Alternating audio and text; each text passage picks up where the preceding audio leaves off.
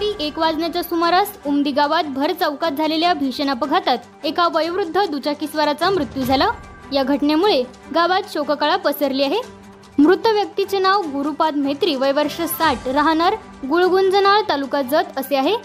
मिळालेल्या माहितीनुसार सिमेंट पोती वाहतूक करणारा ट्रक क्रमांक MH13 EP 0961 उमदी बस स्थानकाजवळ रस्त्याच्या कडेला उभा होता। दरम्यान गुरुपाद मेत्री हे MH13 AK 1397 या मोटरसायकलवरून मंगळवेढ्याकडून आपल्या गावी परतत होते। वेगावर नियंत्रण सुटल्याने त्यांच्या दुचाकीने ट्रकला पाठीमागून जोरदार धडक दिली। या धडकेत ते रस्त्यावर कोसळले आणि त्यांच्या डोक्याला गंभीर दुखापत झाली। नाक व कानातून रक्तस्राव सुरू झाल्याने त्यांना तात्काळ उमदी येथील प्राथमिक आरोग्य केंद्रात उपचारासाठी दाखल करण्यात आले, मात्र उपचारादरम्यान त्यांचा मृत्यू झाला।